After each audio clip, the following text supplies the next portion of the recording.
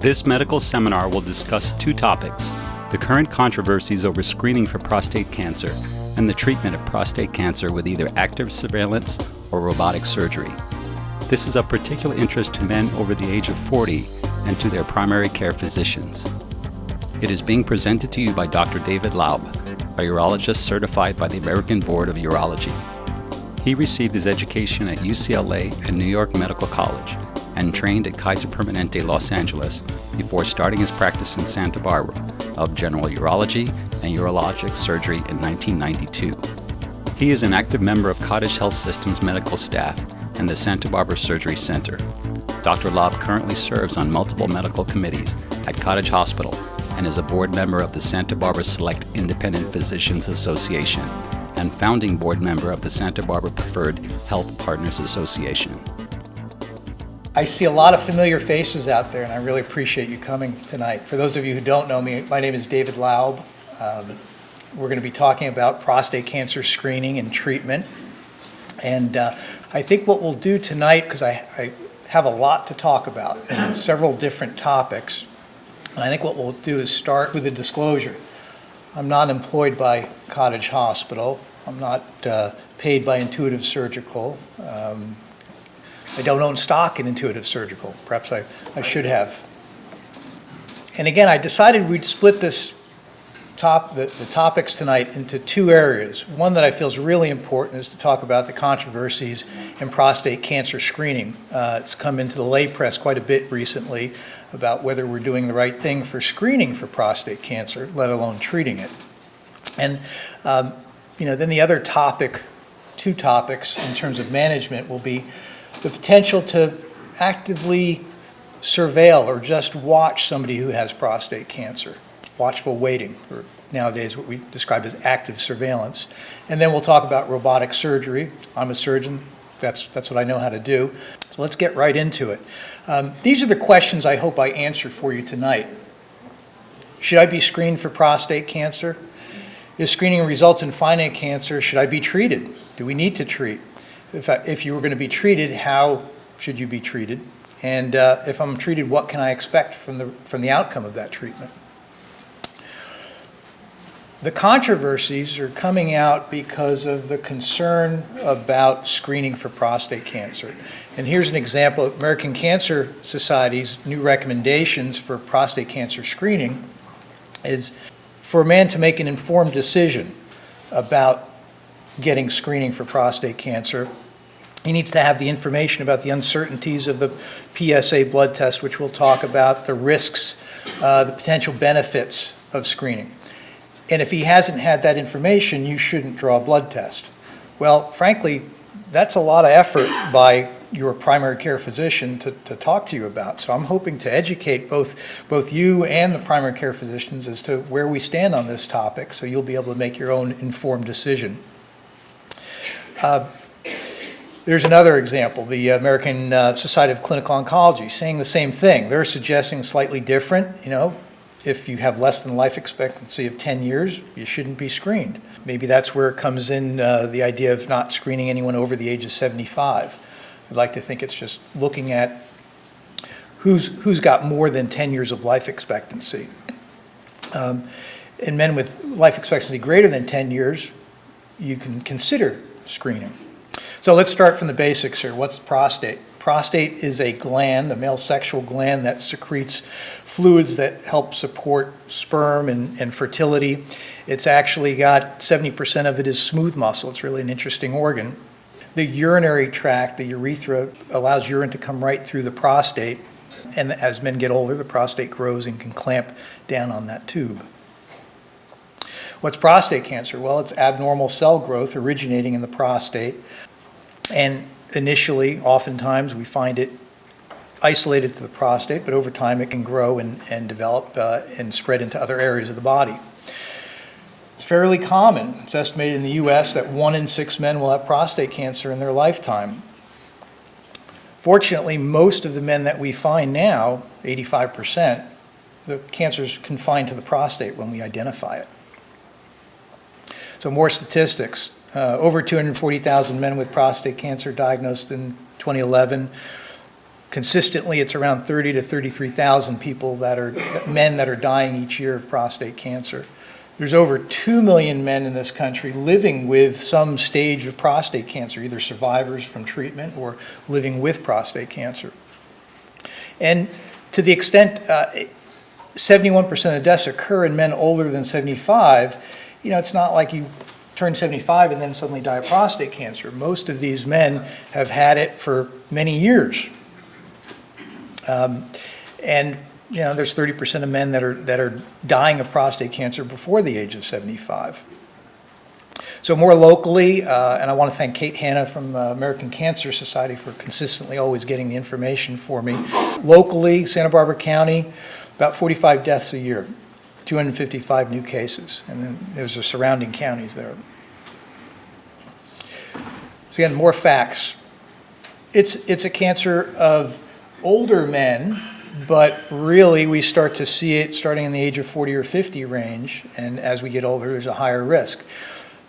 There's a strong genetic component to prostate cancer. So whether you have a family history, a brother or an uncle, first-degree relative, if you have a female relative with breast cancer, a breast cancer gene, you have a higher likelihood of developing prostate cancer. Race plays a strong component to the risk of prostate cancer. So what are the symptoms? Well, symptoms of prostate cancer oftentimes mean that cancer is more advanced than we'd like to see. So it's the same kind of symptoms that you might get with prostate enlargement: trouble urinating, a weak flow, painful urination, hematospermia or blood in the semen, which usually isn't from prostate cancer, but that is one of the symptoms. Pain in the back with more advanced cancer, that's typically where prostate cancer can spread to, is the bones. If you don't have symptoms, how do you know if you have prostate cancer? And that's where this PSA, prostate-specific antigen blood test, came into play. This is a simple blood test that we do. PSA is made by the prostate, only by prostate cells. It's a normal protein that the prostate makes. It's supposed to help sperm travel. It's not supposed to be in the bloodstream, but everybody leaks a little bit of the bloodstream, PSA into the bloodstream. And when something happens to the prostate, whether it's cancer or trauma or infection, PSA leaks out into the bloodstream a little bit, and that's what we detect. And then the digital rectal exam, it's not a digital camera, it's actually a digital finger, and it's a finger exam of the prostate to examine for lumps or bumps that may indicate cancer. And that's what the heart of screening is. It's the blood test and the physical exam. It does not diagnose prostate cancer. It tells us that there's something going on with the prostate, that there's some problem with the prostate when the blood test is elevated. So we're looking for either a high PSA or a sudden sharp rise in the PSA. When it's elevated, again, it doesn't necessarily mean you have cancer. It could be non-cancerous growth, could be infection, could be trauma from riding a motorcycle or a bicycle, anything you're sitting on your prostate, that can cause the PSA to go up. It could even slightly be elevated after having sexual activity. And, an ejaculation can cause your PSA to go up. So sudden sharp rise of PSA that's persistent, that's really concerning for prostate cancer. And that's what we're looking for when we do the blood test. So what was the rationale for screening? It seems to make sense. We've got a blood test that might find prostate cancer. Why not? We believe that early treatment reduces the risk of dying from prostate cancer. We think that PSA screening has accounted for a large part of the reduction in mortality that we've seen in the last couple of decades. Managing advanced prostate cancer, if we don't catch it in time, it's a long, slow process. It's expensive, and it's often challenging to manage men with advanced prostate cancer. So we'd like to find it earlier. The dilemma, the issue in the lay press, as in the New York Times op-ed several years ago, Richard Ablin, it's interesting, this guy was one of the scientists who identified the PSA blood test decades ago, back in the 70s. And as his article would suggest, we've got a big problem. 30 million men are getting tested. We're spending $3 billion a year just on the test, not even treatment. And Medicare and VA is paying a lot of that. So there's a big concern about the expense. And the reality is, while 16%, 1 in 6 men might get prostate cancer, only about 3% of people die. Problem is, that's 30,000 men a year. So there is concern. The reality is not all men with prostate cancer need to have it diagnosed. Not all men with prostate cancer need to have it treated. There's a lot of variables, and we're going to get into to why that may be. And of course, the testing, like the prostate biopsy or the treatment, can be harmful. There's a risk. There's side effects that can develop from all this. So that's the problem. But again, it's still the second most common cause of cancer in men in this country. And if we catch it early, we can cure it. So before the PSA era, pre-1994, 94 was when the FDA approved it for screening. It was out back in 1988. It's very accurate at detecting post-treatment prostate cancer recurrence. So the PSA is very sensitive after we've treated you. PSA should be undetectable if there's no more prostate. And we were using it earlier, then it was approved for screening. And before that, in my residency 25 years ago, oftentimes most men had large nodular prostate, significant symptoms coming in with bone pain from advanced disease. They were a higher grade tumor than what we're seeing now because we're screening in this country and have been doing a very thorough job of screening. So many of the men that are coming in have no symptoms at all, would never know that they had prostate cancer. And that's a big change from what it was 25 years ago. Here, the SEER data from the National Cancer Institute shows us what we've accomplished in this country. It's great that we were able to do this. The vast majority of men don't have metastatic disease now when we detect prostate cancer. There's been a reduction in prostate cancer mortality, and a large part due to PSA, but not all due to PSA. PSA testing and screening, it's not just about preventing mortality, but it's also about preventing complications from advanced disease, like urinary obstruction, pain, erectile dysfunction, incontinence. All the things we're concerned about with the treatment can also happen when you have advanced prostate cancer. So can PSA predict prostate cancer? Well, general term is a blood test PSA over 4, say between 4 and 10, got about a 25% chance of identifying cancer. If we were to raise the bar and say, let's only check for cancer if the PSA is over 10, well, that increases the odds of finding cancer to 50%. Problem is, while most cancers between 4 and 10 are confined to the prostate and therefore potentially curable, by the time we get to a PSA of 10, half the cancers are already more advanced. They're outside the prostate. So we've already missed our opportunity to really cure that type of tumor. So detecting the curable cancers in men with PSAs under 10, that's the problem, because as you can see, if only 25% of men have cancer with a PSA between 4 and 10, we're doing a lot of biopsies and not finding cancer in 75% of men. That's the problem. We're doing too many biopsies. And the problem, prostate cancer is variable. Some are slow growing, some are aggressive, some are intermediate. The only way to know is to do a biopsy and find out what type of cancer there is. At this point, that's the only way to know. The United States Preventative Service Task Force, USPSTF, came out with recommendations based on reviewing 3 very large studies on screening, and came up with a recommendation that more men were being harmed unnecessarily by the biopsies and treatment than were being saved or prevented from dying of prostate cancer. And they recommended not screening anymore. As a result, we've seen nationally a decline in the number of men getting screening annually in the last 2 years. So this gets a little scientific, but I really want to go over the information as to where they came up with this recommendation of not screening. You can imagine there have been hundreds of studies regarding prostate cancer treatments, whether surgery is good, whether radiation is good, whether watchful waiting is good.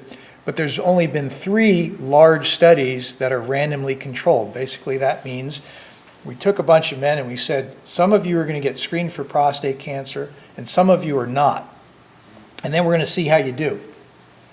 And there's an American study and a couple of European studies. The American study, the PLCO, didn't show any benefit. The European studies did show some benefit to screening.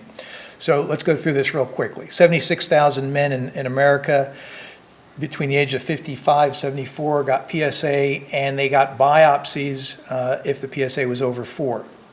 There was more cancer detected in the men that were screened versus the men that were observed. The problem with that study was that half the men had PSA screening done, actually had a PSA before they got into the study. So it's really not a clear comparison between men who were screened and men who were not. European study, PSA every 4 years, biopsies if the PSA was over 3, and sure enough, they showed a reduction after 11 years, a 30% reduction in metastatic disease, almost a 29% reduction in prostate cancer-specific mortality. Yet these were the studies that the task force said showed that screening for prostate cancer wasn't a good idea. One more study, the part of the European study, also showed a 41% reduction in advanced cancer after following men for 14 years versus the men who were not screened. Summarizing pros and cons of PSA screening: simple blood test to do. You don't have to fast, you just get your blood drawn. May detect prostate cancer. Certainly cancer we think is easier to treat when we find it early. Figure the more knowledge you have about what's going on, the better it is. Deaths from prostate cancer have decreased since PSA screening was started. Problem is PSA is not always accurate. It doesn't guarantee that you have cancer, and so you may go through some tests that are unnecessary, maybe even harmful. We'll talk about that. Some cancers don't need treatment. They're so low grade, small volume that you're going to live with it and die of something else. That's the common comment I hear. Knowledge is power, but given a little knowledge, it can be very confusing when we have so many treatment options. Treatments have the risks, and we'll talk about that later on in the talk. It's not really completely clear whether the PSA screening is responsible for the reduction in prostate cancer deaths that we're seeing. There's some other variables. So if you're confused, so are a lot of people. The AUA's stance, American Urology Association, still strongly feels that screening is appropriate. They now recommend, obviously, that men be advised of potential benefits and risks of screening. And I think there's some great value to finding out a PSA when you're younger. There's a great predictability of somebody's PSAs over 1 at the age of 40. Over the next 20 years, they have a much higher rate of developing prostate cancer than, say, somebody who's got a PSA less than 1. There are nuances to the new guidelines for prostate cancer screening. It is not recommended to get a PSA for men under the age of 40. Between the age of 40 and 54, if you are not at high risk for prostate cancer, PSA screening is not recommended. For men over the age of 70 or who have a life expectancy of less than 10 years, PSA screening is also not recommended. To reduce the harms of screening, a routine screening interval of 2 years or more may be preferred over annual screening in those men who have already participated in shared decision-making and decided on screening. Men outside the recommended screening ages of 55 to 69 years of age who are at higher risk because of family history or race should still speak to their physician about the benefits and harms of testing, and it still remains an option for those men. Who's at highest risk? Who really definitely should be screened? African American men who have a much higher risk of prostate cancer and of dying of prostate cancer. Men with a family history, a father or brother with prostate cancer puts you at a higher risk. And again, men with a PSA greater than 1 starting at the age of 40. Bottom line, how can you make a decision about prostate cancer if you don't even know you have it? And it seems like a reasonable test, but we do need to be clear, and I'm going to talk now about some of the risks relating to it. For primary care physicians, for urologists, is don't do these PSA tests on men that probably don't have anything to gain from it. If they've got other multiple medical issues, maybe we don't need to know about prostate cancer. And then when we do find a prostate cancer, we want to make sure that treatment's appropriate. Next thing, so the PSA is elevated. Now what do you do? Well, we can repeat the PSA. That seems like a reasonable thing. The test may be incorrect, maybe a false positive because of sexual activity, a bike ride, a motorcycle. Can't tell you how many cowboys I've seen sitting on a saddle and the PSA goes up, and we take a few days off the ride and the PSA comes back down. Infection can cause the PSA to go up. Most importantly, it's just benign prostate growth that can cause the PSA to go up. PSA velocity, PSA densities are other ways that your doctor looking at the PSAs can decide whether there's a higher risk or not of actually having cancer present. Prostate cancer antigen, PCA3, is a urine test that's been out a few years now, and it's getting more and more traction as a potential additive evaluation in addition to the regular PSA blood test. I often use it for men who have elevated PSAs, who've had a negative biopsy, and we're trying to decide if they really need a second biopsy. But we're going to hear more about PCA3 tests in the news coming up. There's a cancer risk calculator. You can just look it up on the internet. There's several cancer risk calculators, basically inputting some of the risk factors. Your race, African American, is going to give you a higher risk. Your age, the older you are, more likely to have prostate cancer. What's your PSA level? Family history of prostate cancer. What is the rectal exam? Is that suspicious? Are you on finasteride that could artificially lower the PSA? You put these numbers in,